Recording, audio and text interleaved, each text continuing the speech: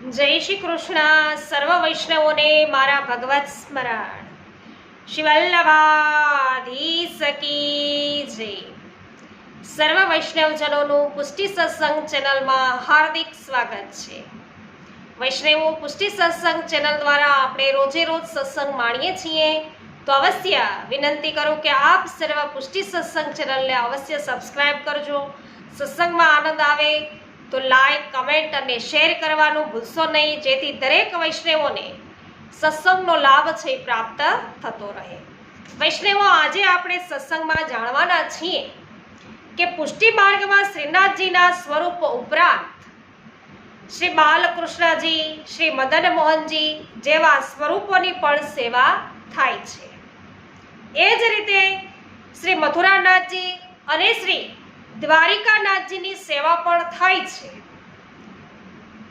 તો અહીંયા કહ્યું કે મથુરા લીલા અને દ્વારિકા લીલા એ ધર્મ સ્વરૂપની લીલા છે અને ધર્મ સ્વરૂપનું સ્મરણ છે એ કરવું જોઈએ અને ધર્મી સ્વરૂપનું છે એ સેવન કરવું જોઈએ. તો શ્રી મથુરાનાથજી અને દ્વારિકાનાથજીની આ મથુરા લીલા અને દ્વારિકા લીલા હોવા છતાં તેનું સેવન કેમ થાય છે? જો તેમનું સેવન થઈ શકતું હોય તો ગીતાના ગાયક યોગેશ્વર શ્રી કૃષ્ણનું સેવન છે કેમ થતું નથી? આજે આ આપણે જાણવાના છીએ સત્સંગમાં. તો વૈષ્ણવો, આપણે આગળ પણ જોઈ ગયા છીએ કે શ્રી મહાપ્રભુજીએ ભગવાનના ધર્મી સ્વરૂપની સેવા કરવાની આજ્ઞા કરી છે. ધર્મી સ્વરૂપ છે ગોકુળમાં પ્રગટ થયેલ હોવાથી,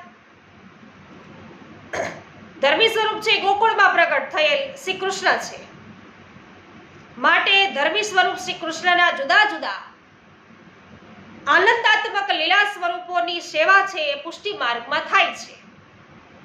જેમ કે શ્રી બાલકૃષ્ણલાલજી, જેમણે નંદાલયમાં બાલલીલા કરી છે. શ્રી વિઠ્ઠલનાથજી, કે જેમણે રાસમાં છે વેણુનાદ સાંભળી અને આવેલા ગોપીજનો સાથે સંવાદ કર્યો છે. શ્રી નવનીત પ્રિયાજી, કે જેમણે નંદાલયમાં છે વૈષ્ણવો બાલ ક્રીડા કરી છે, બાલ લીલા કરી છે. શ્રી મદન મોહનજી, કે જેમણે શ્રી ગોપીજનો સાથે રાસલીલા કરી છે. શ્રી ગોકુલ ચંદ્રમાજી, કે જેમણે વેણુનાદ કરી ગોપીજનો છે એને બોલાવ્યા છે, ગોપીજનોને. અને શ્રી ગોકુલનાથજી, જેમણે શ્રી ગિરિરાજ છે એ ધારણ કર્યો છે. એ સૌ સ્વરૂપોની અહીંયા પુષ્ટિ માર્ગની અંદર સેવા થાય છે. હવે તમારો પ્રશ્ન એ છે કે મથુરાનાથજી અને શ્રી દ્વારિકાનાથજી વિશેનો એ પ્રશ્ન કે મથુરા અને દ્વારકા શબ્દથી એવું અનુમાન છે કર્યું કે એ બંને મથુરા અને દ્વારકા લીલા કરનાર ધર્મ સ્વરૂપો છે. તો એ ધર્મ સ્વરૂપોને અહીંયા ધર્મી સ્વરૂપની જ વાત છે.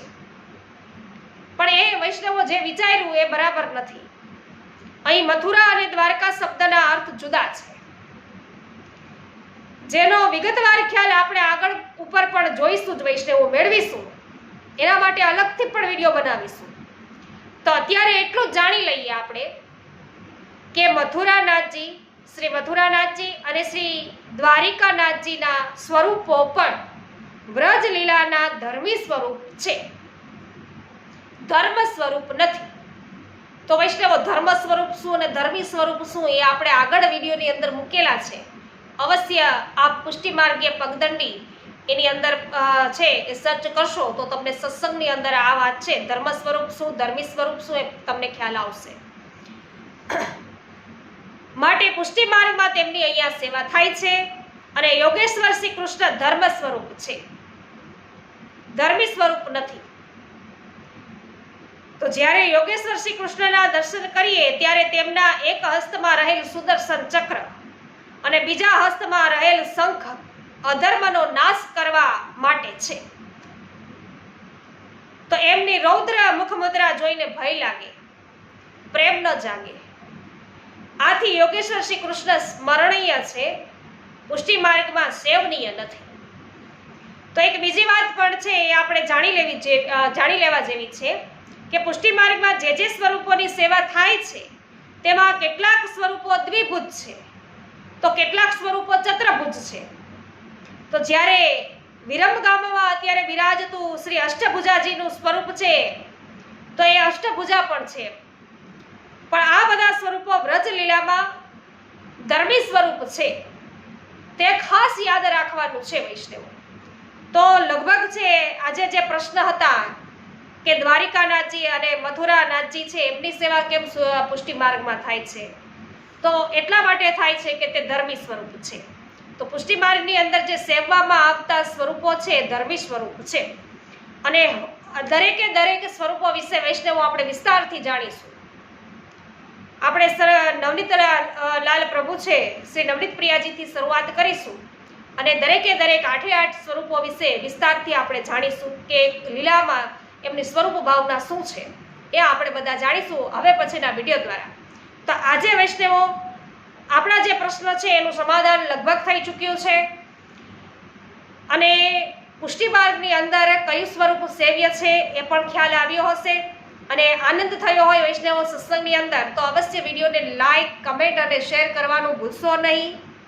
સાથે સાથે વૈષ્ણવો પુષ્ટિ સત્સંગ ચેનલને અવશ્ય સબસ્ક્રાઇબ કરો, જેથી તમને પુષ્ટિ માર્ગીય સત્સંગો છે અવશ્ય આ ચેનલ દ્વારા પ્રાપ્ત થતા રહેશે.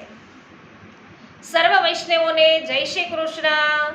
શ્રી વલ્લભાધીશ કી જય.